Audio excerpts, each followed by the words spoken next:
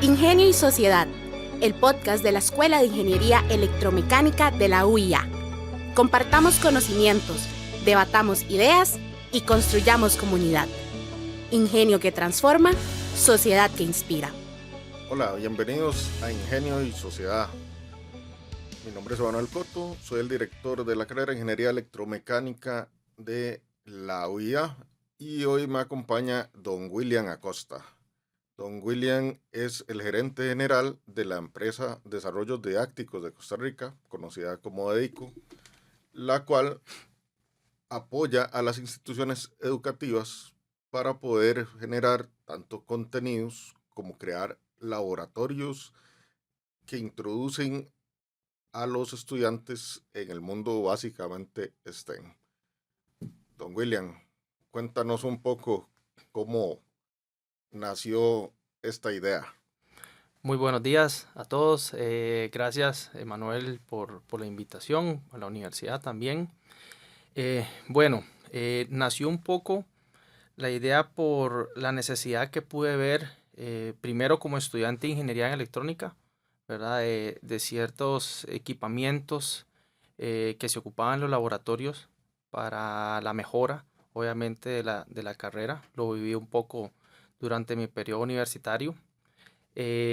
Luego eh, empecé en el área comercial, mucho en el área de telecomunicaciones, y ahí empecé un poco con las primeras comunicaciones con las universidades, ¿verdad? Empezando a ver ciertos temas básicos y todo, pero poco a poco empezó a llevar a diferentes soluciones, muchas orientadas a la que es el área de ingenierías, ¿verdad? Que es donde más nos enfocamos, brindando desde eh, temas iniciales desde la creación de un contenido, la creación de un currículum, la asesoría en el tema del laboratorio. Por ejemplo, si se quiere hacer un laboratorio de robótica, pues viendo cuál es la estrategia de la universidad, cuál es el perfil del estudiante que va a salir, ¿verdad? Entonces, debido a eso, también nosotros venimos y hacemos diferentes propuestas. Y poco a poco hemos ido diversificándonos en varias áreas, como lo comentaba muy bien, el área de STEM, ¿verdad? Es una de las partes. Estábamos trabajando mucho en el área tecnológica, pero nos hacía falta mucho el tema ciencias, temas que involucraran matemáticas, mecánica, etcétera. Entonces, ahí poco a poco hemos ido brindando diferentes soluciones a todo el espectro académico, desde nuestra fortaleza o nuestro punto fuerte, que es el área de ingenierías, hasta temas de escuelas y colegios, desde el área de ciencia, robótica móvil, digitalización, que ahora es un punto muy importante, desde digitalización, desde el diseño de equipamientos, diseño de productos, diseño 3D, hasta poder utilizar los procesos digitales como lo que es la realidad aumentada, la realidad virtual, orientada a la educación, pero que también ya se está utilizando en el sector industrial. Entonces, propiamente a la pregunta de cómo nació esto, fue mucho por eso, por la necesidad que yo vi y un nicho de mercado que estaba desatendido en ese momento, ¿verdad? Y que no se presentaban soluciones innovadoras para el sector académico de ingeniería y técnico. Claro, de hecho, bueno, actualmente nos estás ayudando para mejorar y actualizar nuestras ofertas en robótica, ¿verdad? Ujú. Y también con el tema de realidad aumentada y mixta. Me gustaría que nos cuenten cómo hacen para abarcar toda esa diversidad. Obviamente yo estoy acostumbrado al mundo universitario, Ujú. pero considero que ustedes tienen una labor muy noble porque entran en muchos campos, pero abarcar escuela, colegio académico, Ujú. colegio técnico y además universidades se ocupa de ser bastante maleables como consultores, ¿verdad? Ujú. Y también los instructores de tu empresa, que los conozco, bastante buenos, Ujú. ¿verdad? Andrés, Karen, son muy adaptables. Entonces, me gustaría saber cómo ha sido pasar por ese mundo tan diverso, ¿verdad? Donde un día estás con niños al otro estás con universitarios y a veces inclusive con profesionales que Ujú. simplemente se están actualizando. ¿Qué hace que el profesional tenga esa capacidad de adaptación o cómo tratan de asumirlo? Muy buena pregunta esa, Manuel. Bueno, a veces uno cuando está empezando y como empresario quisiera abarcar todo, ¿verdad? El tema es que hay un dicho que todos lo conocemos, que el que mucho abarca, poco aprieta. Entonces, obviamente hay que hacerlo con medida. Un par de veces se nos salió de las manos, ¿verdad? Por querer abarcar mucho. Entonces ahí es donde uno tiene que hacer cambios de estrategia de la empresa y enfocarse en realidad primero donde somos buenos, donde tenemos expertise y donde obviamente vemos un nicho de mercado adecuado para eso que estamos haciendo. Sí, definitivamente tenemos que ser maleables, tanto nosotros, digamos, mi socio y yo como jefes, así como todos nuestros colaboradores, porque si bien es cierto que cada uno estudia un tema especializado, pero no quiere decir que no podemos pues brindar capacitaciones y enfoques a nuestros colaboradores en otras áreas, como por ejemplo un técnico en electrónica, pues es muy sencillo que nosotros en la empresa podamos brindarles capacitaciones externas, ¿verdad? Pagas de automatización, de impresión en 3D, de corte láser, para que el perfil y la actualización profesional de ellos pues mejore y obviamente para la empresa. Entonces mucho de lo que hemos hecho es una empresa que ya tenemos, vamos para 11 años, entonces los primeros años nos enfocábamos mucho en electrónica, en automatización, que era lo que más dominamos en ese momento. Una vez que abarcamos eso, pues empezamos a poco a poco abarcar otras áreas. Y uno de los puntos que creo que nos ha ayudado mucho es el tema que comentaba ahorita de poder mejorar el conocimiento profesional de nuestros colaboradores. ¿Cómo? Pues pagando capacitaciones, ya sea en el país, algunos han salido al exterior, ¿verdad? Son inversiones que nosotros tenemos que hacer como empresa porque es una responsabilidad, primero, que no vamos a estar ofreciendo soluciones y equipos que no tenemos ni la más mínima idea cómo encenderlos, ¿verdad? Ujú. Entonces, es parte de lo que nosotros siempre hacemos. Em, tenemos la tendencia de tener colaboradores, tanto comerciales como técnicos, orientados al área de ingeniería o alguna área técnica afín, ¿verdad? ¿Por qué? Porque es un poco más sencillo, como te decía, poder enfocarlos en otras áreas, ya sea comercial, si se está orientando al lado robótico, automatización o técnica también, que toma un poco más de tiempo, pero eso es lo que en estos 11 años, así es que hemos logrado abarcar varias áreas, ¿verdad? Eso en el tema de conocimiento, pero tenías un punto importante de que cómo hacemos para trabajar con niños y después estar con universitarios o con profesionales. Es ahí donde los colaboradores que tenemos han podido eh, adaptarse a eso. No es fácil, no todos pues tienen esa tendencia a trabajar con niños, ¿verdad? Más cuando son muchos niños. Lo bueno es que tenemos ahí una madre en la oficina, entonces eso ha ayudado un poco a poder tener esa interacción, ¿verdad? Eso es un poco, en resumen, cómo hemos logrado abarcar prácticamente todo, ¿verdad? Como te decía, primero resumiendo el tiempo que hemos llevado, primero enfocándonos en una parte y poco a poco ir teniendo mejoras de conocimiento o actualización tecnológica en nuestros colaboradores. Ujú. Muy bien. Y bueno, eso definitivamente es un reto. Y es el reto de esa variedad en los clientes. Ujú. Pero el tema con la tecnología, la ingeniería y las áreas STEM también es la rápida actualización, sin duda alguna. En la actualidad tenemos varios temas en nuestro país que son una gran tendencia. Por ejemplo, ¿cómo, cómo te ha ido, verdad? ¿Y cómo es que haya permeado el tema de la industria 4.0, que en otros lugares ya es un tema viejo, Ujú. pero aquí es un tema que aquí hemos acogido lentamente? ¿Qué tanto crees que ha permeado según tu experiencia? Mira, ha tomado tiempo, como dices, ¿verdad? Ha tomado un poco de tiempo, digamos. A veces uno piensa tal vez en la industria 4.0 como algo, un tema de ciencia ficción y temas así, pero ahorita lo vivimos en cosas cotidianas de nosotros, desde pedir un Uber, desde pedir comida. Ese tema de conectividad es parte de todo ese eslabón que tiene la industria 4.0, ¿verdad? No es solo un tema de automatización, sino eh, conforman varias partes de ese ecosistema de industria 4.0 y uno es la conectividad, poder enviar datos, poder analizar datos. Y desde que tenemos un GPS, pues ahí ya estamos aplicando un poco de esa área de industria 4.0.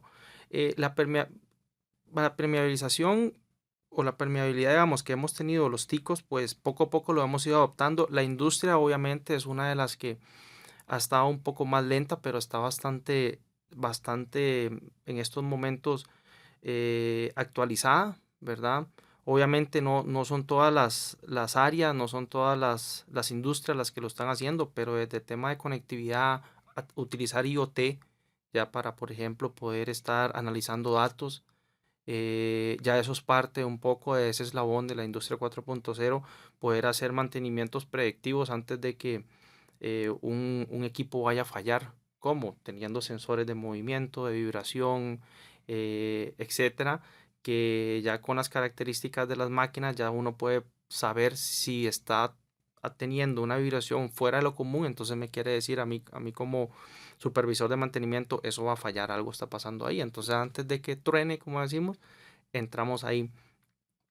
Poco a poco lo he ido adoptando y mucho enfocado en el área de automatización y robótica, donde yo he visto, por lo menos en mi experiencia en la industria, lo he visto donde lo han ido adoptando. La digitalización es una de las partes que ahí vamos poco a poco. ¿Qué quiero decir eso? Utilizar gemelos digitales para prácticamente todo lo que estemos fabricando. Ya se está haciendo, pero no todos los productores, fabricantes lo realizan, poder someter a pruebas destructivas, no destructivas, a condiciones, un dispositivo que estemos trabajando, simularlo antes, ¿verdad? De poder mandar una prueba destructiva, que eso al final me va a generar tiempo, recursos, dinero en la empresa. Entonces, esos pasos son los que hemos ido haciendo un poco lentos, pero la industria lo ha adoptado pues relativamente bien, ¿verdad? Si hablamos de algunas áreas, como les decía, de automatización, de conectividad, de poder ver datos, utilizar dashboard para estar viendo desde cualquier parte de donde me encuentro mi máquina, el trabajo. También personalmente estamos trabajando en actualización de máquinas industriales con conectividad. Nosotros como estamos trabajando con una empresa que fabrica máquinas industriales y ahora en el área de café y todo. Entonces ahora ellos lo que quieren es poder tener conectividad con esas máquinas. Entonces ya estamos trabajando en eso. Entonces tanto nosotros como otros proveedores pues estamos promoviendo y ofreciendo ese tipo de soluciones. Claro, Ujú. algo en lo que te adelantaste, pero es que era imposible separarlo, es en el tema del gemelo digital. Y de hecho, esto también poco a poco va creciendo y va aumentando el uso de realidad mixta, realidad aumentada, ¿verdad? Ujú. Hay una serie de tecnologías que tienen que converger para esto, ¿verdad? Que son obviamente la plataforma IoT. Sin duda alguna tienes que tener el dispositivo que te permite crear Ujú. la realidad mixta, la realidad aumentada. Y también está la plataforma que te tiene que ayudar a crear ese gemelo digital, que podría ser a nivel de infraestructura. Ujú. Sin embargo, por el nivel de especialización de tu empresa, es- ustedes tienen más a nivel de equipo. ¿Ok?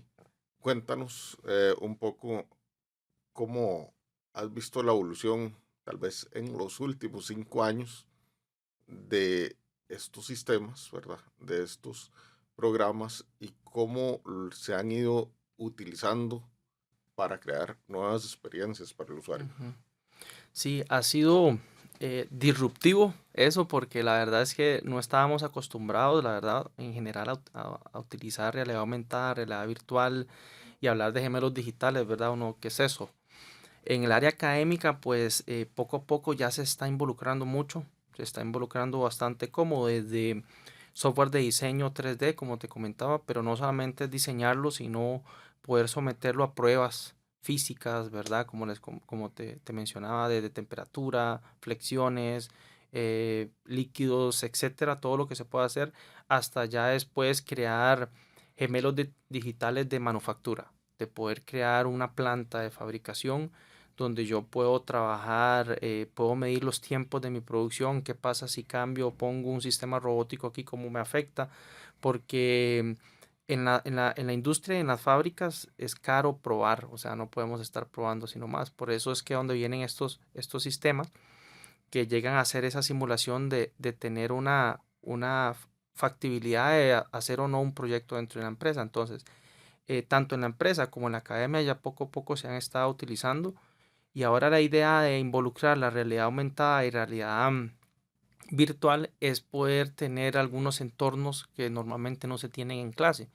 Como que ahorita el ejemplo que te ponía de una planta de manufactura, poder entrar a esa planta de manufactura nosotros con un sistema de realidad virtual, ¿verdad? Eso es una experiencia que el estudiante no va a tener así, así fácil. Una universidad no va a tener un nivel de una planta como la que se puede estar trabajando ahí. Entonces, estar inmerso en eso, sentirse, pues da una experiencia completamente distinta a estar nada más viendo teoría de algo.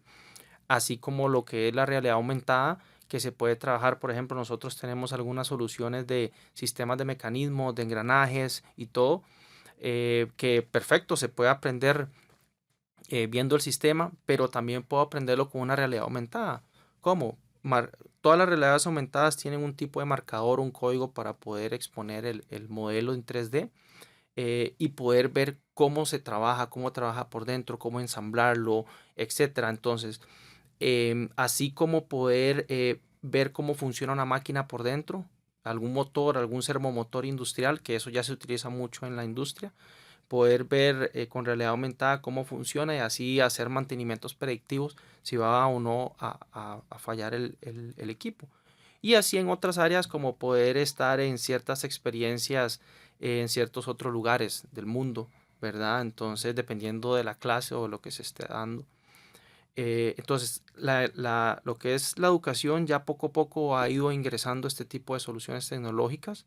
Como te decía al inicio, es un poco disruptivo, entonces a veces cuesta mucho y los mismos docentes les cuesta mucho ver en qué se puede utilizar. Es ahí donde nosotros entramos y les ponemos las diferentes soluciones, ¿verdad? Ejemplos de en qué lo pueden utilizar, en qué no, y ya pues ahí las universidades y colegios evalúan si es viable para el currículum de estudio de ellos. Claro. Ujú, No, sin duda alguna es una gran tarea, porque ujú, generalmente pues se va adquiriendo a pasos las distintas tecnologías que se ujú, requieren.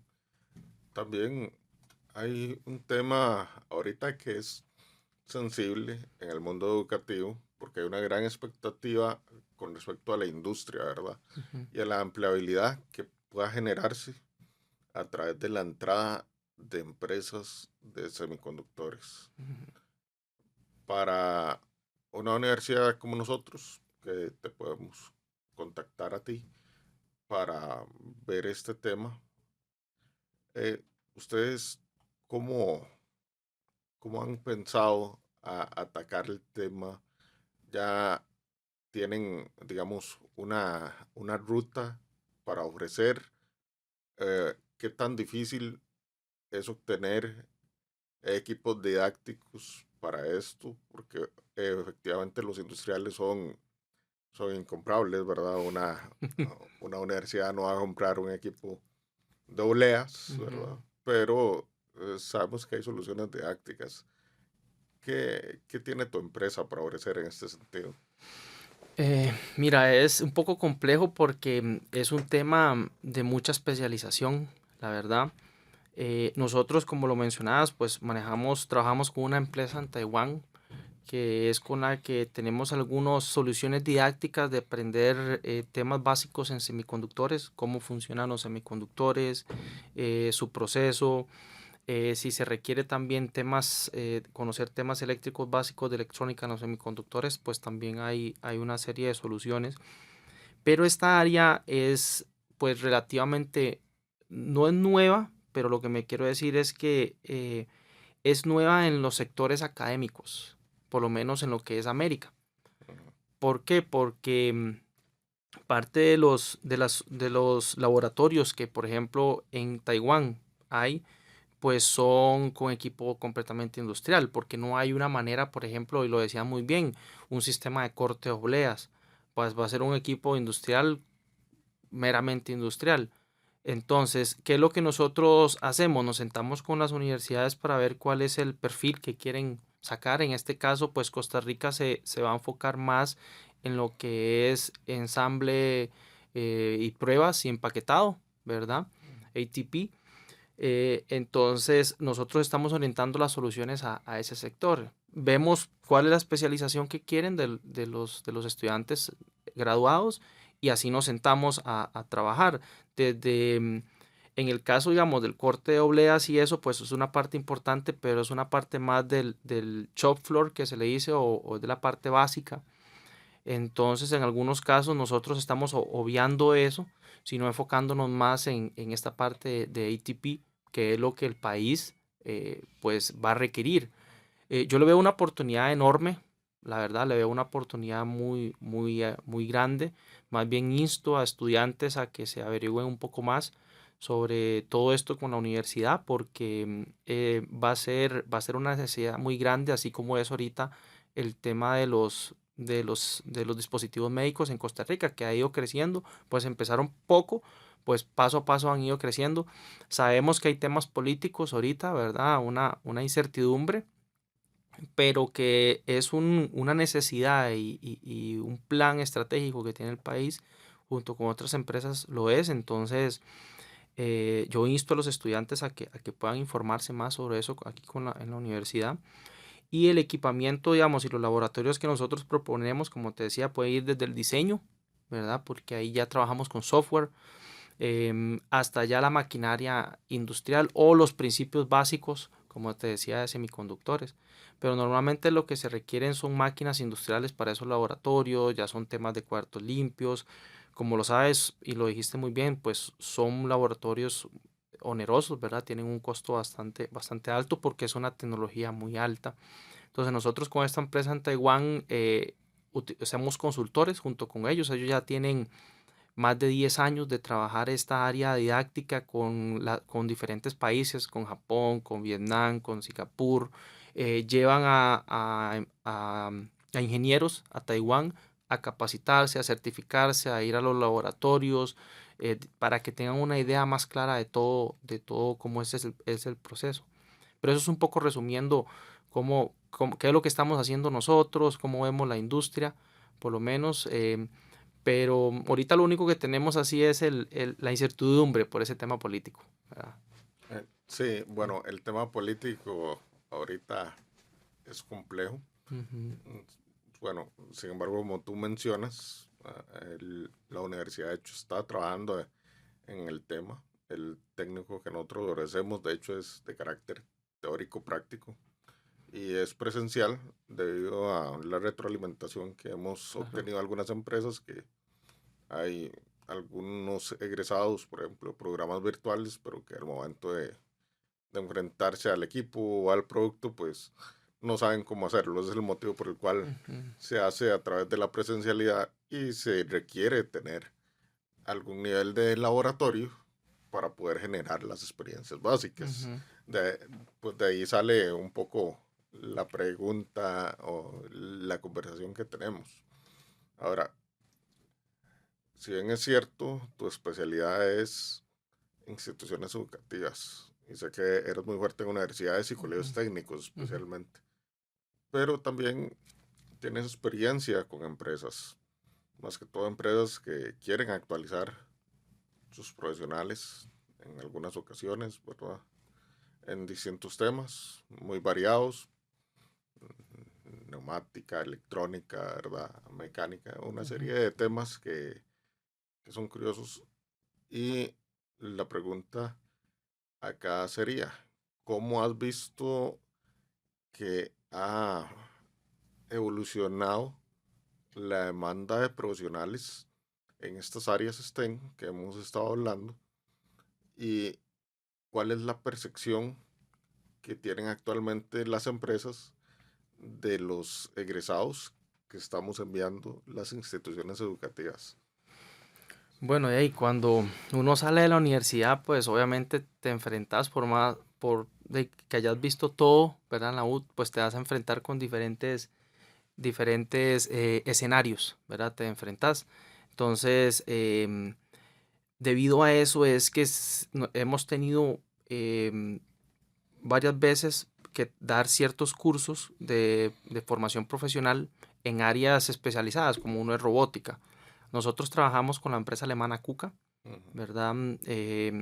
Entonces ya Costa Rica se ha ido robotizando bastante, hay varias unidades KUKA aquí en Costa Rica, además como otras marcas, ¿verdad? Pero la idea es, hemos estado capacitando a profesionales y también docentes en esas áreas con cursos ya bien intensivos, ¿verdad? De 40 horas, etcétera, porque son cursos que no es nada más venir y mencionar algo, sino se tiene que saber prácticamente toda el área. Nosotros contamos también con equipamiento y con un brazo robótico industrial en nuestra oficina para esos mismos puntos. Y otro de los temas que hemos visto, necesidad mucho en automatización, porque ese es el core o la unidad base para todo, porque si sabes automatización, sea, ya sea PLC o HMI o lo que sea el equipo, y la marca que sea, pues te va a ser más fácil trabajar con la parte de robótica, te va a ser más fácil trabajar en temas de manufactura, te va a ser más fácil trabajar en temas de sensado, etcétera, cosas básicas que se ocupan en todas las empresas.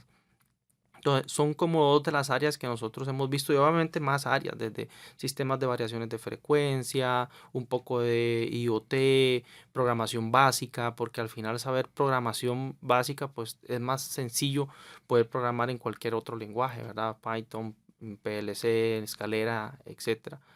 Pero muchos de los puntos que hemos visto ahora es la parte robótica, es una de las áreas que se están orientando mucho los profesionales, y los estudiantes por lo menos que logran tener esas experiencias, pues es un tema completamente distinto y no quiere decir que tengan que tener un brazo robótico industrial en la universidad o en el colegio, ¿verdad? Con que tengan esas experiencias con brazos robóticos, ya sea pequeños, que simulen uno industrial, que puedas conectarlo con un PLC, hacer una línea de ensamblaje pequeña, es prácticamente muy similar a poder trabajar en una línea de ensamblaje grande. Entonces, esa adaptación que va a tener el estudiante es mucho más sencillo, ¿verdad? Eso es lo que hemos visto, tanto, ¿por qué? Porque recibimos practicantes tanto de universidades como de colegios técnicos y hemos visto esta diferencia en los colegios que manejan ese tipo de equipos.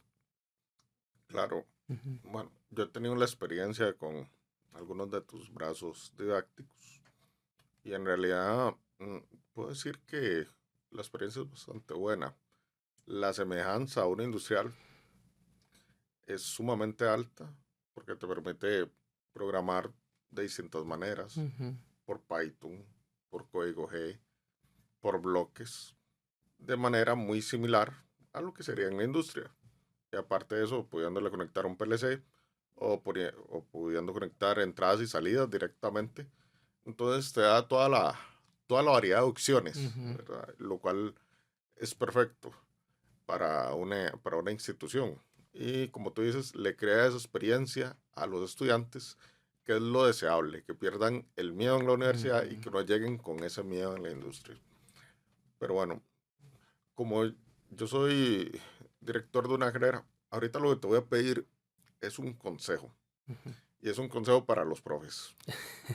Sí, porque ya, digamos, se nos está acabando el tiempo, lastimosamente. Entonces, en un minuto me gustaría que le dieras un consejo a los profesores para poder hacer clases que sean atractivas para estas generaciones actuales y clases dinámicas. Sí, bueno, creo que de mi parte así, para poder hacer más clases dinámicas, bueno, primero hay que apoyarse en la tecnología, Creo que ahora es importante todas las herramientas tecnológicas que tengamos, desde software, de simulación, que son importantes, ¿verdad? Hasta actualización profesional de cada docente, porque es imposible decir que lo sabemos todo, ¿verdad? O sea, yo soy uno que constantemente tengo que estarme capacitando, ¿verdad? O teniendo esa actualización profesional. Entonces, les aconsejo eso, ¿verdad? Actualización profesional, siempre estar detrás de cómo va avanzando la industria. Es muy importante estar siempre al tanto de eso y como dije, aprovechar la tecnología. O sea, la tecnología en las clases para uno como estudiante es indispensable, te genera ese dinamismo en la clase, ¿verdad? Cero aburrimiento. Está bien, tenemos que ver siempre teoría y ciertas cosas, pero es bonito cuando ya todo eso lo aplicas con algún tipo de tecnología o alguna solución académica en el aula. Muchísimas gracias, William. Bueno, por acá, por hoy, el tiempo nos ha ganado. Eh, Estaríamos terminando y creo que nos queda todavía mucho tema, así que es posible que en el futuro tengamos otra conversación para ya ampliar algunos de los temas. Mi nombre es Emanuel Coto, soy el director de Ingeniería Electromecánica de la UIA y me acompañó don William Acosta, el gerente general de EICO. Muchísimas gracias por acompañarnos en Ingenio y Sociedad. Ingenio y Sociedad, el podcast de la Escuela de Ingeniería Electromecánica de la UIA.